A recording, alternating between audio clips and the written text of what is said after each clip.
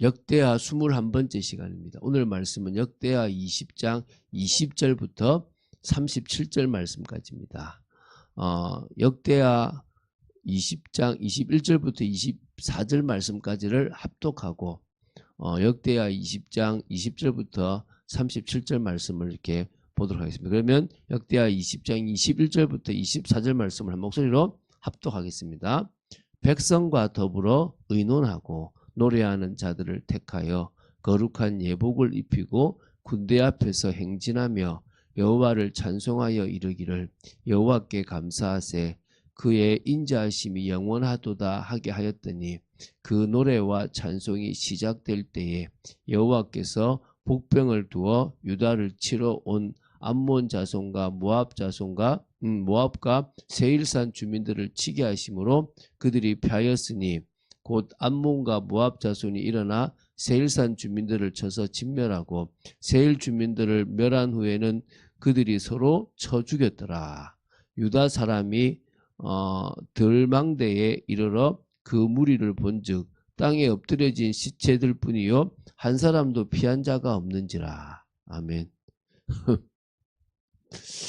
일단 제가 볼 때 우리 그 여호사밧이 여기 보면 거룩한 예복을 입히고 군대 앞에서 행진하게 한 것부터가 이 믿음인 것 같아요. 그죠? 하나님 말씀 듣고 했잖아요. 그죠? 여호와를 향한 노래, 여호와께 감사하세 그의 인자하심이 영원하도다 라고 하는 노래가 시작될 때 하나님이 이미 서로 싸우게 먼저 세일산 죽이고 세일산 죽인 후에는 모압과 암몬이 서로 싸우게 만들어서 다 그냥 그 자리에서 다 죽게 만든 이거 뭐 와 이렇게 완벽하게 하나님이 싸우실 수 있습니까? 이 뭐 대단한 거잖아요, 그죠? 오늘 한번 보면서 이렇게도 하나님이 하십니다.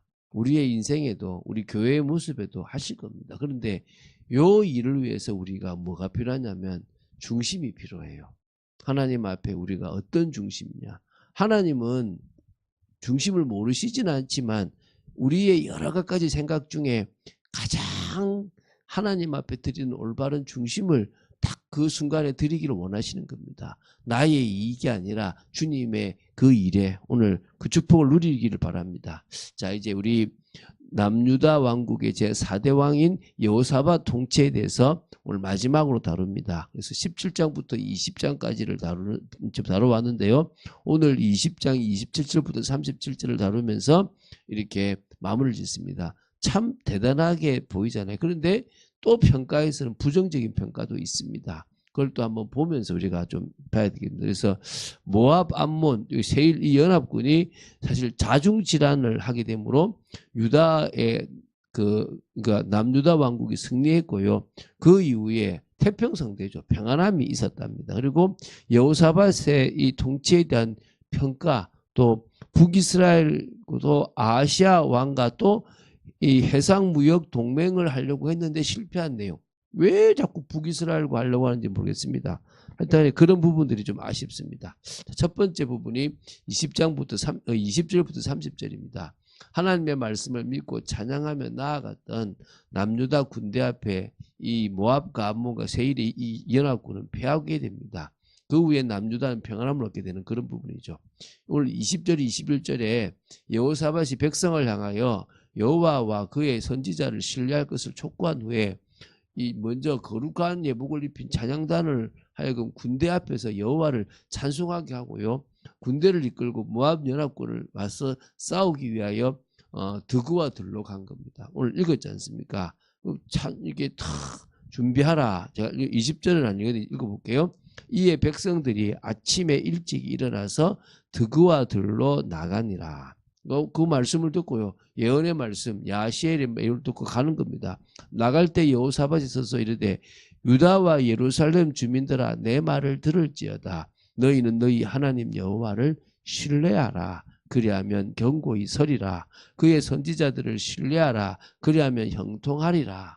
아멘입니까? 오늘 이런 축복이 있을 줄 믿습니다. 그리고 이제 뭐냐 이 노래하는 사람들을 앞세우고요. 21, 23절 보니까 하나님께서 남유다의 군대가 드그와 들에 이르기 전 곧 하나님을 찬양하며 드그와의 들로 향할 때 이미 모압과 이 암몬과 세일이요 싸우게끔, 그래서 먼저 세일을 죽이게 하고 또 모압과 암몬이 싸우게 하면서요 그들 스스로 자멸하게 만들어 버렸습니다.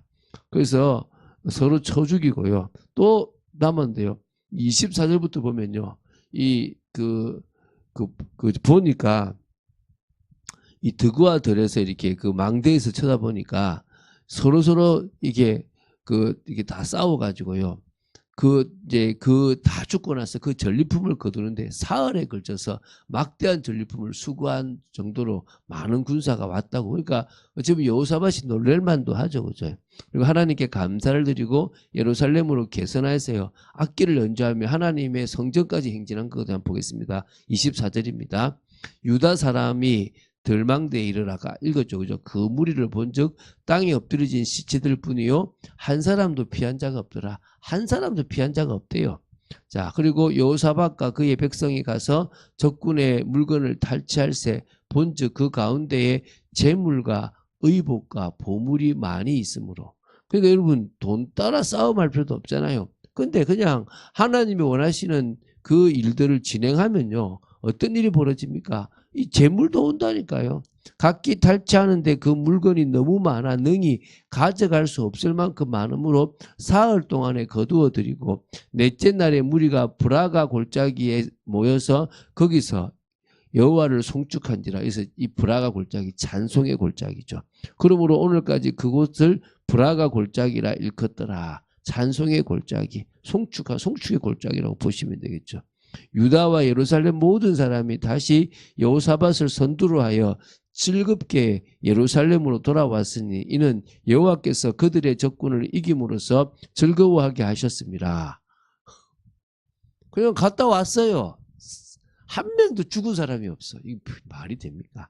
그들이 비파와 수금과 나팔을 합주하고 예루살렘에 이르러 여호와의 전에 나아가니라. 이 끝났잖아요.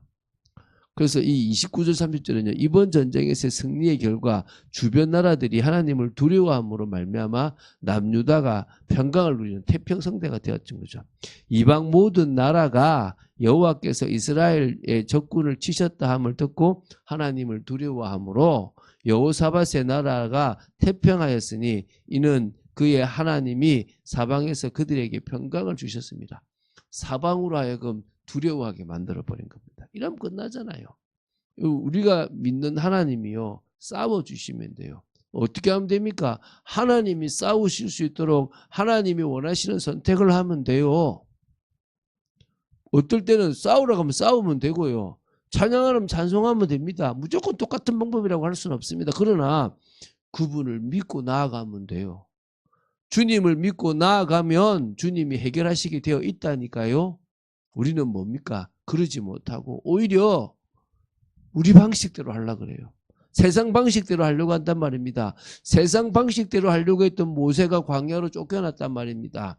하나님의 방식대로 하니까 위대한 지도자가 되어지지 않습니까? 간단하다니까요. 자, 이제 두 번째 부분입니다.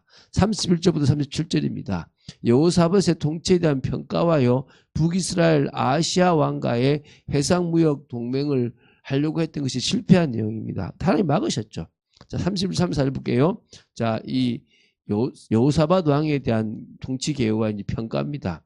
여호사밧이 유다의 왕이 되어 왕위를 오를 때 나이가 35세라.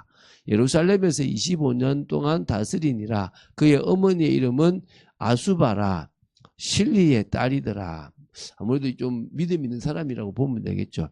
여호사밧이 그의 아버지 아사의 길로 행하여 돌이켜 떠나지 아니하고 여호와 보시기에 정직하게 행하였으나 아쉬운 게 나옵니다.